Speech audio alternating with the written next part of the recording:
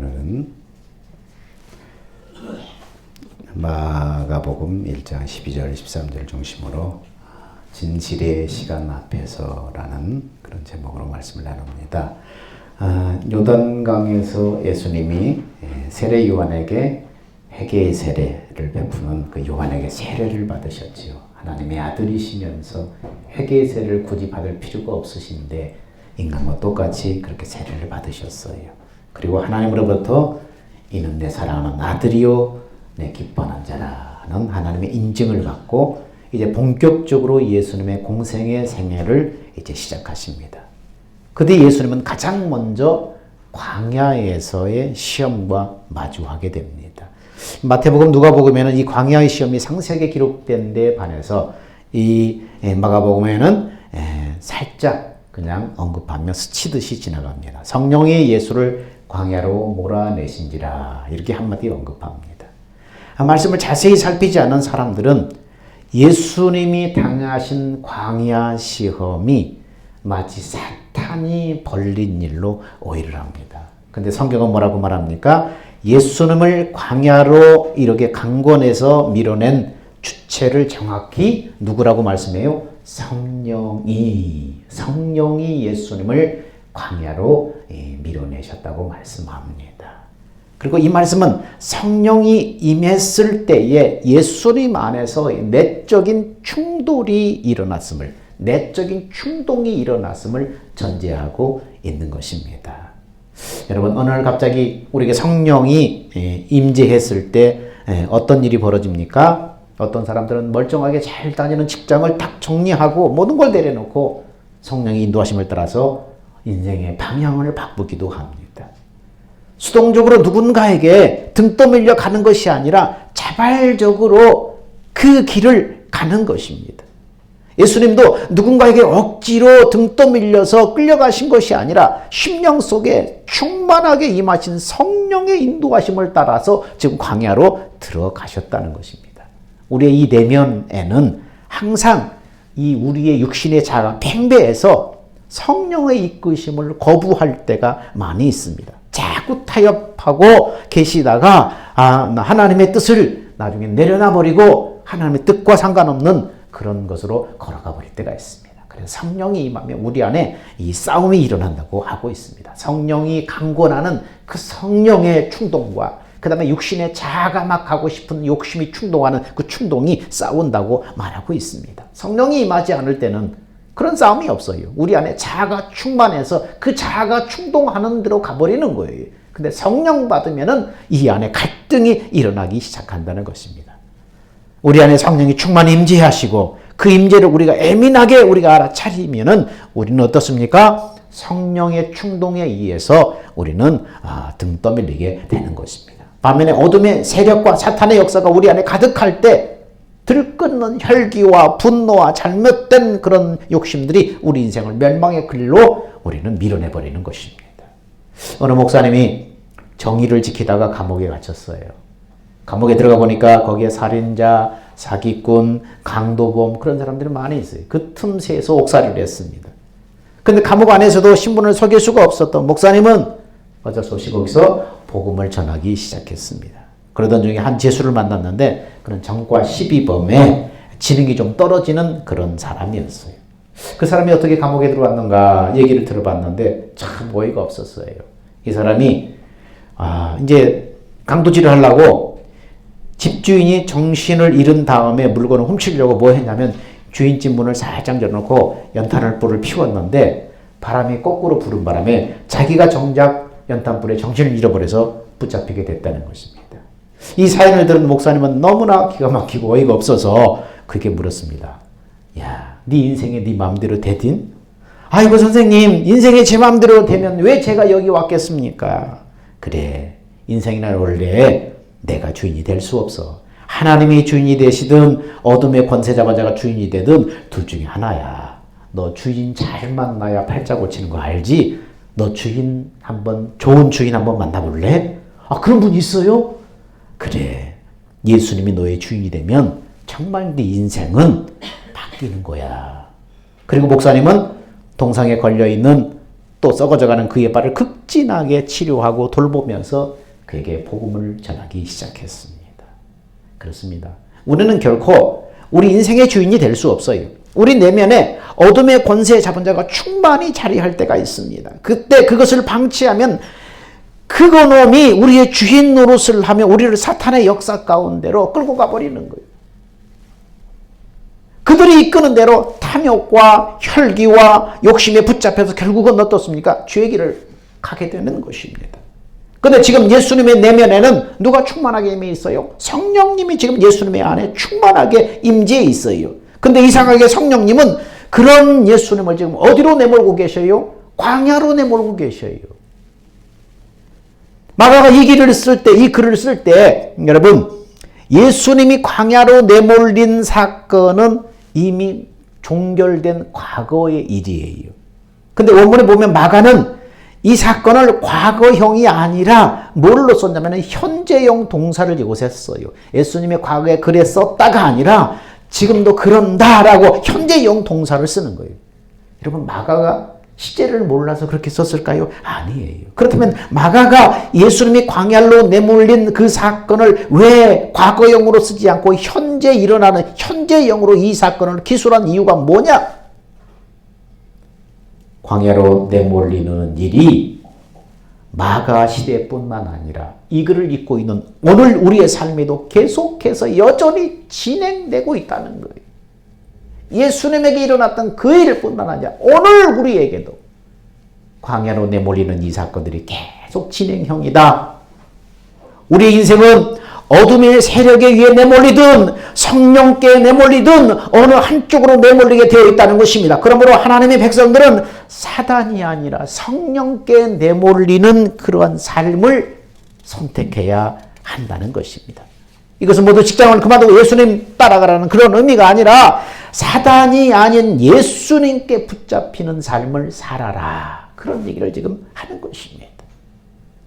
그럼 예수님이 내몰린 광야는 그럼 어떤 곳이냐? 원문에 보니까 예수님이 내몰린 광야를 호 에레모스, 에레모스토포스라고 기록하고 있습니다. 우리말로 광야, 이거는 명사예요. 근데 원문에는 이 광야, 이 명사라는 단어가 뭘로 쓰냐면은 형용사로 쓰였어요. 형용사. 형용사는 뭔가를 꾸며주는, 묘사하는 그런 단어잖아요. 명사는 고정되어 있는 거잖아요. 근데 광야를, 명사인 광야를 이 원문에서는 뭘로 썼어요? 형용사로 기록하고 있다는 것입니다. 그것은 뭔 얘기예요? 우리 광야가 우리가 생각하는 이미 고정된 어떤 장소적인 개념이 아니라 예수님이 처하신 상태, 예수님이 처하신 환경, 그걸 강조하기 위해서 지금 형용사로 기록해 놨다는 거예요. 그래서 마가복음 1장 13절에 뭐라고 합니까? 광야에 40일을 계셔서 사단에게 시험을 받으시며 들짐승과 함께 계시니 천사들이 수종 들더라. 광야가 어떤 장소적인 개념이 아니라 뭐라는 거예요? 상황. 우리말로 말하면 광야를 어떤 그 사람의 처해 있는 상황과 그 사람의 처해 있는 상태, 이것을 강조하기 위해서 형용사로 기록해 있다는 거예요. 쉽게 말하면 광야는 어떤 장소가 아니라 뭘 상징하는 거예요? 우리 삶의 힘든 상태, 막 이런 의미를 갖는 그런 장소를 묘사하고 있다는 것입니다. 구약 성경에 보면 이스라엘 백성들이 광야를 지나는 장면이 등장하죠. 그것은 어떤 곳이에요? 들짐승이 난무하고 뱀과 점갈이 도사리고 한마디로 정신 차리자면 죽음의 그림자가 엄습하는 그런 곳이에요. 성경에서 들짐승은 뭐를 상징할 때 써요? 사단의 세력을 상징할 때 주로 들짐승이라는 그런 말을 쓰고 있습니다. 그러므로 광야는 어떤 곳이에요? 사단의 세력이 들끓는 곳, 그곳이 바로 광야라는 거예요. 사단의 세력이 들끓는 곳. 실제로 이스라엘 광야는 어떤 곳이에요? 낮에는 살인적인 햇빛이 내리쬐는 거예요. 너무나 뜨거워서 그냥 지쳐서 헉헉대며 죽을 수 있는 곳이. 밤에는 너무나 추워서 막 살을 내이 듯한 그런 추위가 몰아치는 것이에요. 그래서 낮과 밤의 온도 차이가 50도 이상 벌어지는 그런 곳이에요. 그렇기 때문에 그것은 한마디로 사람이 살 수 없는 곳이에요. 근데 그런 광야에 지금 예수님이 성령에 의해서 내몰리셨다는 것입니다. 여러분, 그럼 우리가 내몰리는 광야는 어떤 곳일까요? 지금 마가가 광야라는 단어를 명사가 아니라 형용사로 기록하면서 그리고 또 과거가 아니라 현재 진행형으로 기록하면서 예수님이 내몰린 광야는 오늘 너희들에게도 있다. 이것을 지금 말씀하고 싶은 거예요. 그럼 우리가 내몰린 광야는 어떤 것이에요? 우리가 던져진 세상이 바로 광야예요. 우리의 일터가 광야고, 우리 아이들의 학교가 광야고, 우리의 가정이 광야라는 거예요. 하나님 앞에 나와서 은혜 받고 뜨겁게 찬양하며 기도하다 보면 마치 교회가 천국처럼 느껴질 수도 있는데, 그런데 교회의 문을 열고 세상을 나가면 바로 눈앞에 원수들이 서 있는 듯이 그렇게 막막할 때가 있다는 거예요. 내일 아침 당장 출근해서 당장 보기 싫은 상사와 마주할 생각을 하니까 한숨이 나오고 하루가 1년처럼 느껴질 수도 있다는 것입니다.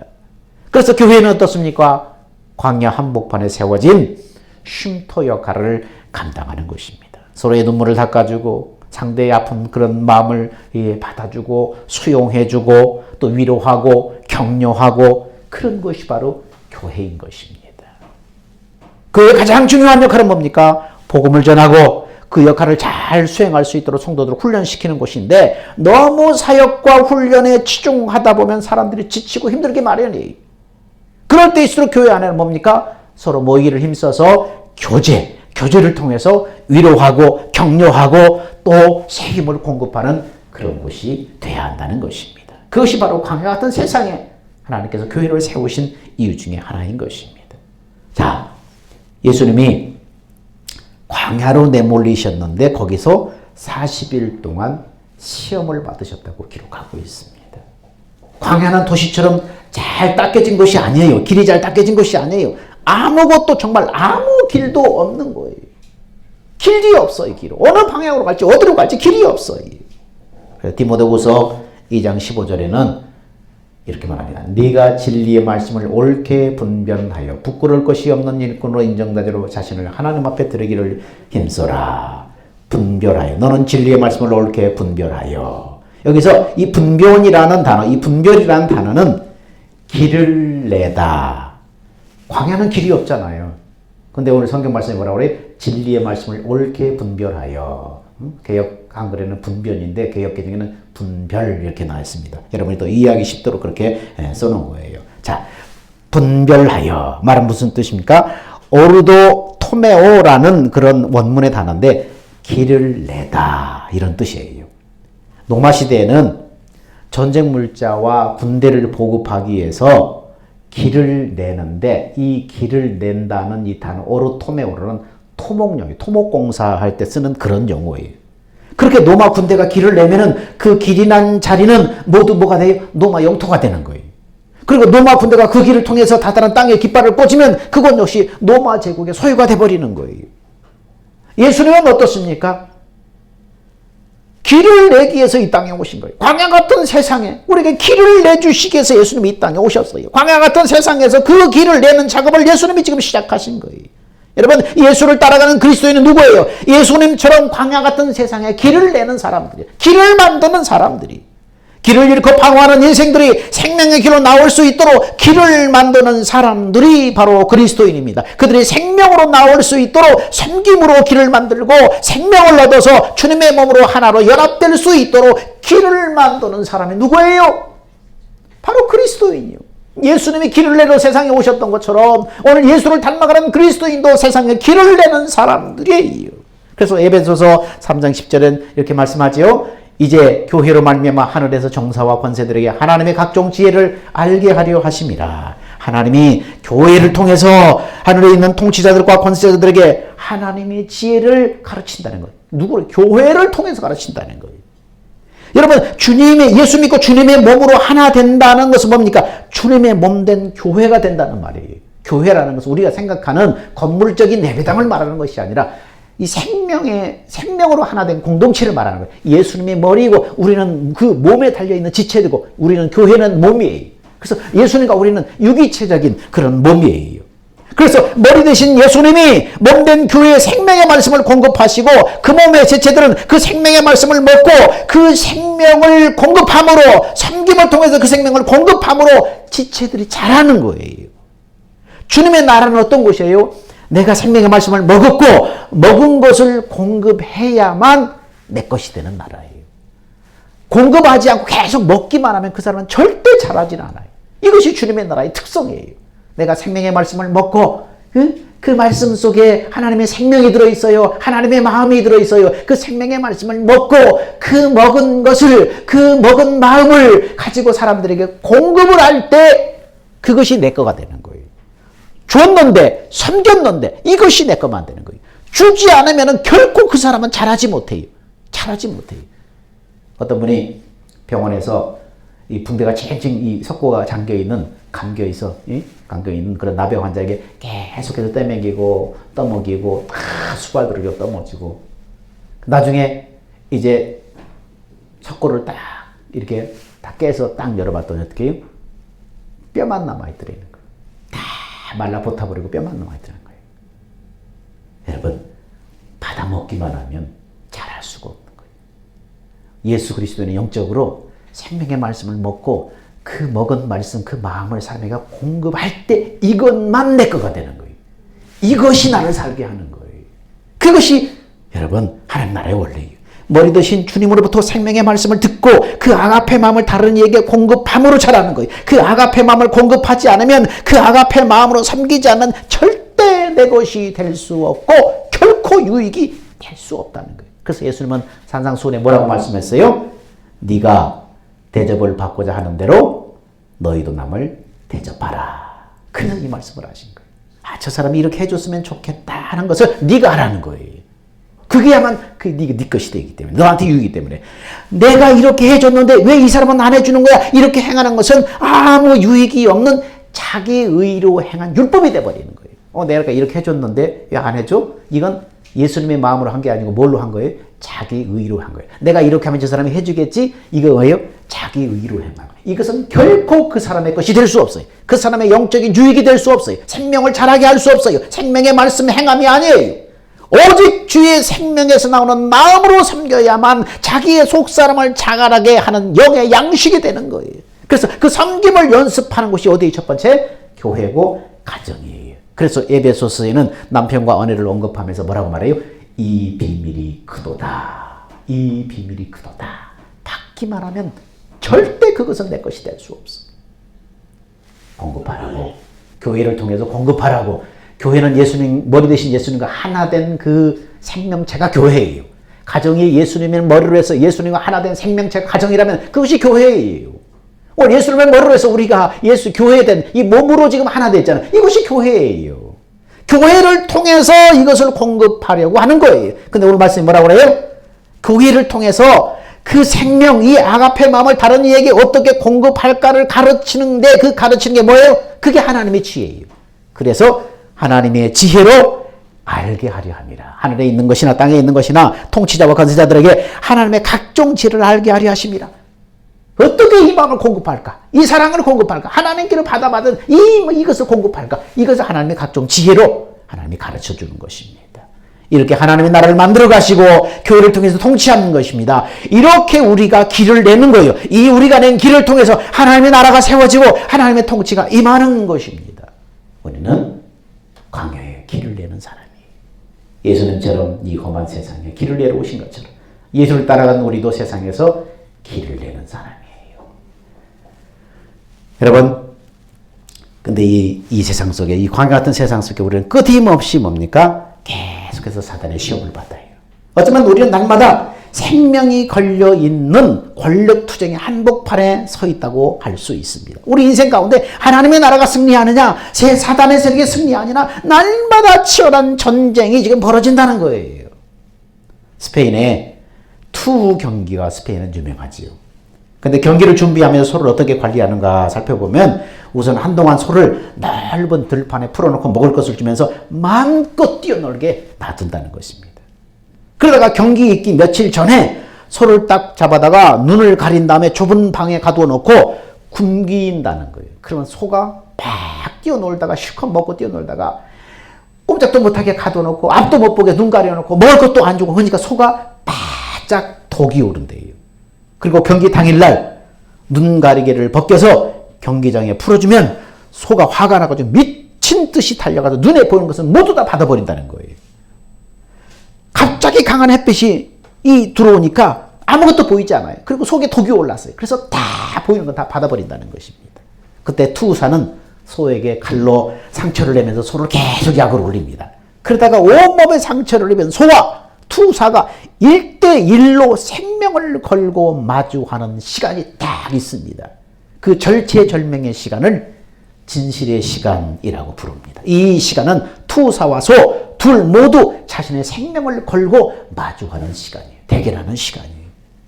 여러분, 우리가 이 광야 같은 세상에 살다 보면은 얼마나 많은 이런 시간과 맞닥뜨리는지 몰라요. 절체절명의 시간, 생명을 걸고 싸워야 하는 시간.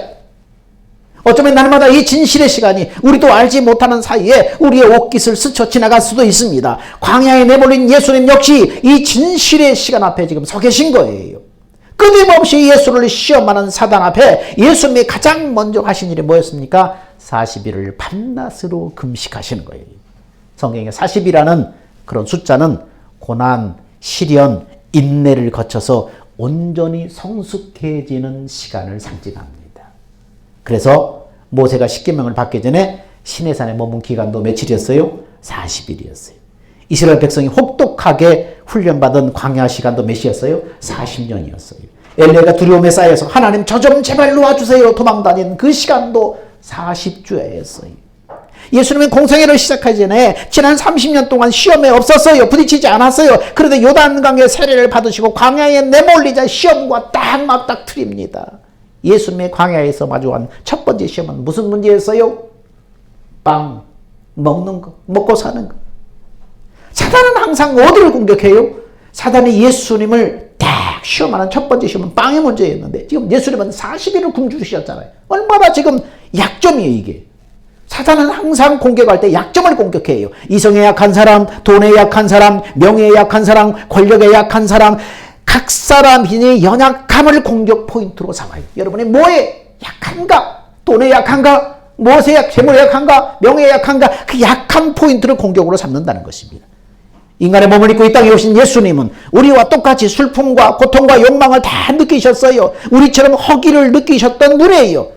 그것을 놓치지 않고 사단이 예수님을 공격을 합니다.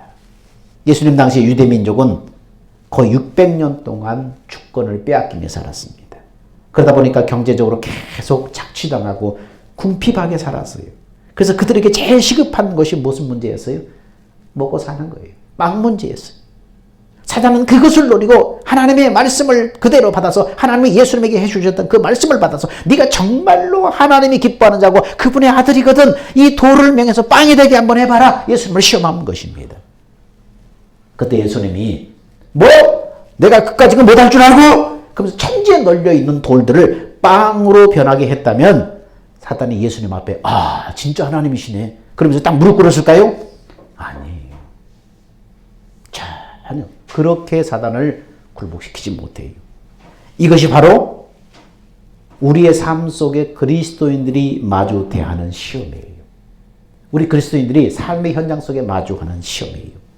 사람들이 예수 믿으면 빵을 보장해 주는 것처럼 성공과 부유를 약속해 주는 것처럼 그렇게 얘기를 합니다. 한번 해봐. 하나님은 결코 그런 약속을 하신 적이 없어요. 그런데 예수님은 사단의 유혹을 뭘로 물리치셔요? 말씀으로 물리쳐요. 그래서 마가복음 4장에 그 사단의 말이 이렇게 말해요. 예수께서 대답하여 가라사대 기록되었으되 사람이 떡으로만 살 것이 아니오 하나님의 입으로 나오는 모든 말씀으로 살 것이라. 육신은 흙으로 지어졌기 때문에 흙에서 나오는 양식 떡을 먹어야 살지만은 영혼은 하나님의 이로부터 왔기 때문에 하나님의 입에서 나오는 생명의 말씀을 먹어야 사는 거예요. 요한복음 6장 51절에 그러면 우리 영혼이 살아야 될 생명의 말씀이 뭐냐?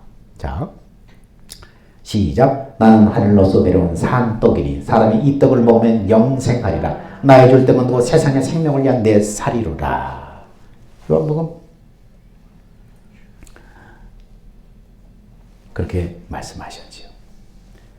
예수님이 자기는 하늘에서 내려온 생명의 떡이래요. 하나님의 입에서 나오는 말씀, 하늘에서 내려온 생명의 떡. 그게 누구라고요? 예수님이라는 거예요. 예수님. 그럼 예수님을 먹는단 말이에요? 요한복음 6장 52절에 계속해서 이렇게 말합니다. 시작. 이러므로 유대인들이 서로 다투어 가로되 이 사람이 어찌 제 살을 우리에게 주어서 먹게 하겠느냐. 아니 살을 먹는다고? 53절에 예수께서 이르시되 내가 진실로 너희에게 이르노니 인자의 살을 먹지 않고 인자의 피를 마시지 않으면 너희 속에 생명이 없느니라. 아니 예수님의 살과 피를 먹느니. 시작. 내 살을 먹고 내 피를 마시는 자는 영생을 가졌고 마지막 날에 내가 그를 다시 살리시라. 예수님의 살과 피를 먹으면 영생을 이미 가졌대. 예수님의 살과 피를 먹고 있는 사람이라면 그 사람은 이미 그 안에 영생이 있대요. 56절에 내 살은 참된 양식이고 내 피는 참된 음료로라. 자, 내 살을 먹고 내 피를 마신 자는 내 안에 거하고 나도 그 안에 거하느니라. 여러분 예수님의 살과 피를 먹고 마시는 사람은 이미 그 안에 영생이 있기 때문에 그 사람 안에 예수님이 거하고 예수님 안에 그 사람이 거하는 상태라는 거예요. 여러분 기도 응답의 조건도 뭐예요? 너희가 내 안에 거하고 내 말이 너희 안에 거하면 무엇이든지 원하는 대로 구하라. 그리하면 이루리라. 이거잖아요. 자 57절에 살아계신 아버지께서 나를 보내시면 내가 아버지로 하여금 사는 것 같이 나를 먹는 그 사람도 나로 인해서 산다. 예수님을 힘입어서 산다는 거예요. 그 다음에 58절에 이것은 하늘로서 내려온 떡이니 그냥 너희가 먹는 떡이 아니라 하늘로서 내려온 떡이니 조상들이 먹고도 죽은 그것 옛날에 광야에서 만나가 내렸던 그렇게 입으로 먹었던 그것과 같지 않고 이 떡을 먹는 사람은 영원히 산다. 옛날에 광야에서 하늘에서 내린 만나를 먹은 그 사람들은 죽었지만은 그러나 예수님 살과 피로 상징하는 이 예수님이 주신 떡을 먹는 사람은 영원히 산다. 영생한다. 자 그러면서 제자 중에 듣고 말하되 야 어렵다. 누가 저 말을 이해 안 되냐. 너무 무슨 말이 도대체 이해가 안 돼. 너무 어렵다고 그러자 예수님이 계속해서 말씀합니다. 제자들이 스스로 이 말씀을 대하여 수군거리는 줄로 아시고 가라사대 때 이 말이 너에게 걸림이 되느냐? 이 말 도대체 이해할 수 없느냐? 그러자마자 예수님이 말씀합니다. 그러면 너희가 인자의 이전에 있던 곳으로 올라가는 것을 볼 것 같으면 어찌하려느냐? 인자가 예수님을 가리키죠. 인자가 이전에 있었던 곳이 어떤 곳이에요? 요한복음 1장 1절에 예수님이 세상에 오기 전에 어떻게 계셨죠? 태초에 말씀이 계시니라. 이 말씀이 하나님과 함께 계셨으니 이 말씀 곧 하나님이시라. 말씀이 육신이 되어 우리 가운데 거하시며 우리가 그 영광을 보니 독생자의 영광이요. 예수님이 이 땅에 오시기 때 뭘로 계셨어요? 하나님 옆에 말씀으로 계셨어요. 그러니까 육신으로 이 땅에 오셨지만 다시 말씀으로 돌아갈 것 같으면 너희가 어떻게 하려느냐. 그러면서 얘기합니다. 살리는 것은 영이니 육은 무익하니라. 내가 너에게 이른 말이 영이요 생명이다. 예수님의 입에서 나오는 말씀이 영이고 예수님의 입에서 나오는 말씀이 바로 생명이다. 그러니까 떡을 먹는다는 것은 뭐예요? 예수님의 입에서 나오는 말씀을 먹는 게 떡을 먹는 거예요. 이 떡을 지금 먹고 있다면 나는 영생이 있는 거예요. 나를 성전 삼고 내주하시는 주님이 영으로 생명으로 마음으로 말씀하시는 것이 뭐라는 거예요? 생명의 떡이라는 거예요. 이 떡을 먹어야 영생한다. 이 떡을 먹는 사람은 영생을 이미 가졌다. 마지막 날에 내가 그걸 다시 살린다. 이 떡을 먹는 사람은 내 안에 가고 나도 그 안에 거한다. 이 떡을 먹는 자는 영원히 산다. 지금 말씀하는 거예요. 빵의 문제 뭐가 해결돼요? 예수님이 사람은 육신의 빵만 먹고 사는 것이 아니고 진짜 육신의 빵을 먹는 것은 이 땅 육신으로 사는 동안만 먹지만 광야에서 그들이 육신에게 주는 만나라는 빵을 먹었지만은 그들이 영원히 살았냐? 아니다. 영원히 살려면은 영적인 빵, 내 살과 피, 예수 입에서 나오는 이 말씀 먹어야 네가 영원히 산다. 영적인 양식 먹어야 산다. 제가 그 얘기하고 있는 거예요. 광야에서 빵의 시험을 받으신 예수님은 십자가상에서 또 시험을 받습니다. 자, 사람들이 예수님을 십자가에 달아놓고 조롱합니다. 가로되 성전을 헐고 사흘에 짓는다고 하는 사람이요, 네가 만약 하나님의 아들이거든 네 자신을 구원해서 한번 십자가에 내려봐라. 이렇게 막 조롱을 해요. 십자가 밑에서 못 박아서 예수님을 지금 고통 가운데 있는데 사람들이 조롱을 합니다. 여러분, 이것이 사단의 함정입니다. 여러분, 예수님이 그 십자가에서 내려올 능력이 없어요? 하나님이신데 내려올 수 있어요. 근데 만일 그들의 조롱을 듣고 그들이 막 충동하는 소리를 듣고 만일 그들의 말처럼 예수님이 내가 한번 보여줘, 이것들이 가만히 있으니까 나를 가만히 보이나, 그러면서 그냥 확 예수님이 화를 내고 그 십자가에서 내려와 버리면 어떻게 되겠어요? 하나님의 구원의 그 약속이 물거품이 돼버리는 거예요. 성취가 안 돼버리는 거예요. 하나님의 구원의 약속을 성취되지 못했을 거예요. 이게 가만히 있으니까 예수 믿는다고 내가 바보인 줄 알아? 그러면서 우리가 그냥 혈기를 부리서 확 일어나 버리면은, 여러분, 그렇게 맞서 버리면은 나를 통한 하나님의 약속이 이루어지지 않아요. 길을 내는 사람이 돼, 나는 광야에. 이게 그냥 가만히 있으니까 내가 예수 믿는다고 보러 보이나 확 한번 이러고 받아버리면 시험을 할 것 같지만, 그 사람이 아유 그러면서 그럴 것 같지만 절대로 그렇게 해서는 이길 수 없다는 거예요. 오늘 우리도 그냥 바보처럼 사는 것이 승리하는 삶의 비결이에요. 맞서서 힘으로 누리면 세상을 설득할 수 있을 것 같지만은 세상은 결코 우리에게 설득당하지 않아요. 주님의 십자가를 통해서 이루신 복음의 방법 외에는 세상을 항복시킬 방법이 없어요. 그들의 배후에는 악한 마귀가 역사하고 있는 계략인 거예요. 함정인 거예요. 속지 마세요. 힘으로는 우리가 가진 이 생명의 복음을 증명할 길이 결코 없는 거예요. 뭐 해봐? 한번 해볼까? 안 돼. 그래가지고 결코 저들은 안 되는 거예요. 예수님은 하나님의 아들이심에도 불구하고 사단에게 시험을 받으셨어요. 지금도 사단은 이 불신 세상에서 왕노릇하고 있습니다. 완전히 떠나간 것이 아니라는 거예요. 자, 봅시다. 마귀가 모든 시험을 다 한 후에 뭐라고요? 얼마 동안 떠나니라. 완전히 떠나간 게 아니라는 거예요. 얼마 동안 잠시 떠났다는 거예요. 이 말은 이 광야 같은 이 땅에 사는 동안 계속해서 사단의 시험이 우리에게 있다는 것을 지금 말해주는 거예요. 사단의 시험을 피하는 방법은 딱 두 가지예요. 사단과 같은 편을 먹든지 아니면 죽어서 내가 이 땅을 떠나든지 둘 중에 하나예요. 사단의 시험은 이 땅에 육신으로 사는 동안 계속돼요. 그러므로 시험이 올 때 여러분 왜 시험이 오지? 그렇게 하지 마세요. 당연한 거예요. 내가 사단과 한 편 먹으면 시험 안 해요. 내가 육신으로 죽으면 시험 없어요.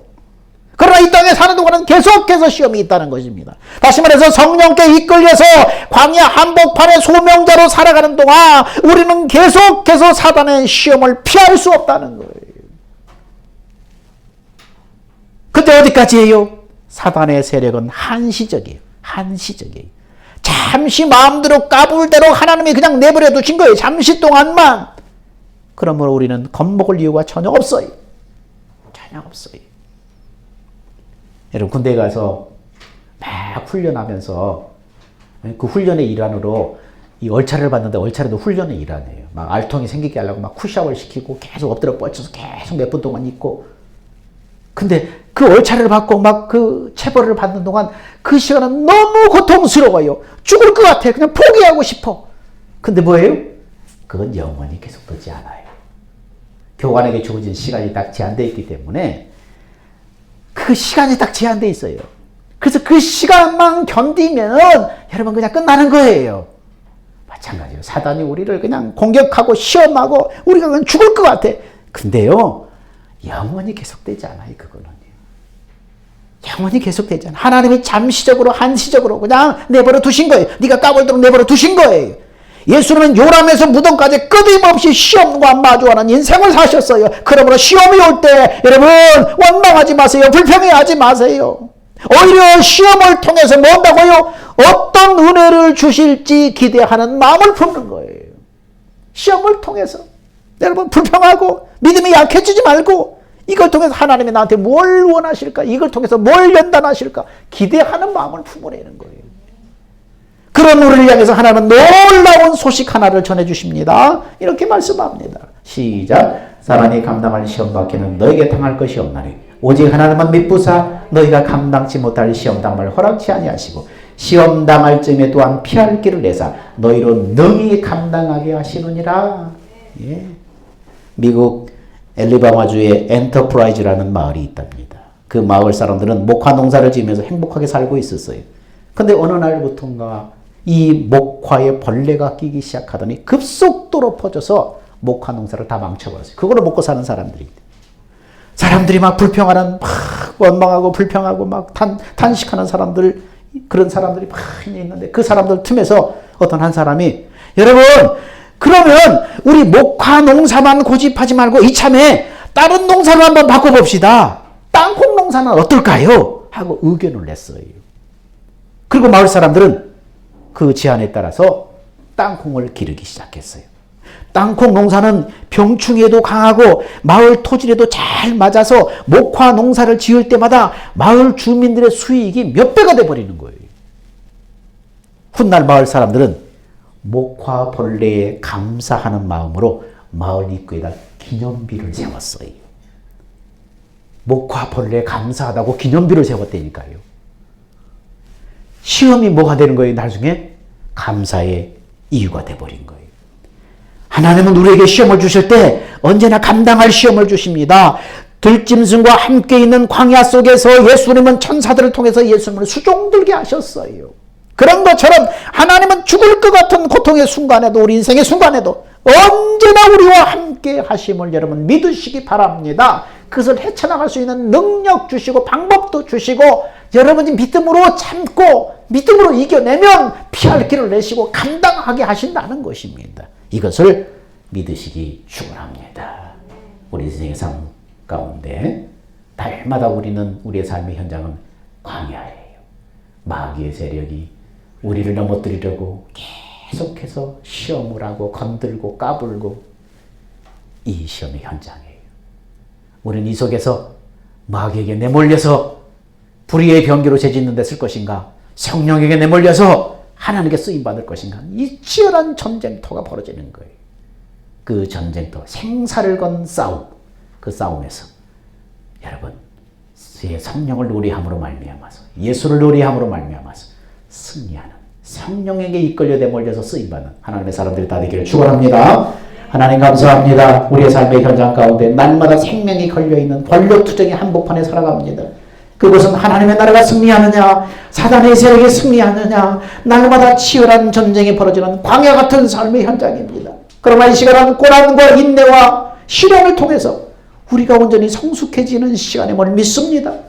예수님의 광야의 생명을 걸고 싸우는 진실의 시간 앞에서 말씀으로 물리쳤던 것처럼 우리도 온전히 내가 죽고 나의 생명 되신 예수를 바라보므로 주님의 생명의 말씀, 생명의 이름, 예수 이름을 받아서 다 승리하는 사람들이 되게 하여 주시옵소서. 우리의 생명 되신 예수님의 이름으로 기도하옵나이다. 아멘. 다 기도합시다.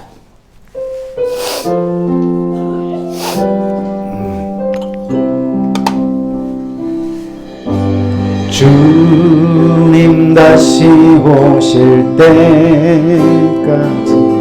나는 이 길을 가리라.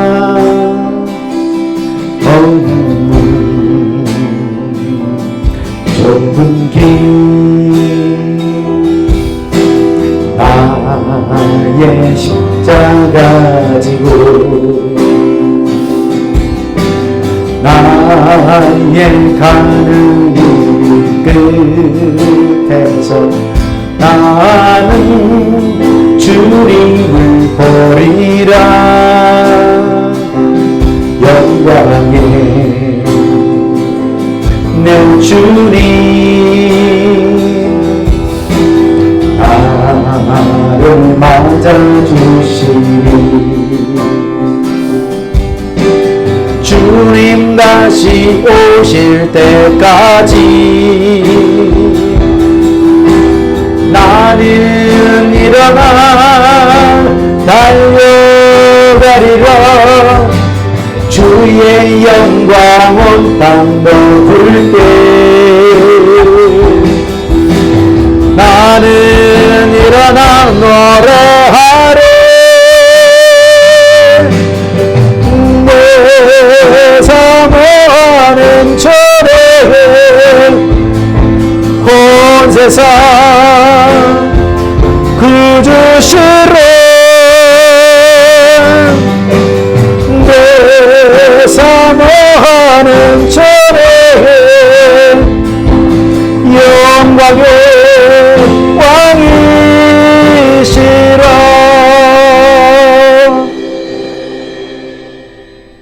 이제는 새 언약의 중보자로 오신 예수 그리스도의 대속의 은혜와 지금도 말씀하시면서 그 말씀을 반드시 이루시는 언약의 하나님의 크고 놀라운 사랑하심과 지금도 내 안에 계시며 우리의 마음과 생각을 주장하시는 성령의 가르치심과 교통하심이 광야 같은 세상에서 진실의 시간 앞에 온전히 성령께 내몰려서 하나님 앞에 쓰임받기 원하는 그런 생애가 되기를 원하는 사랑하는 성도들의 그 믿음 위에 이제부터 영원 무궁토록 함께 있을지어다.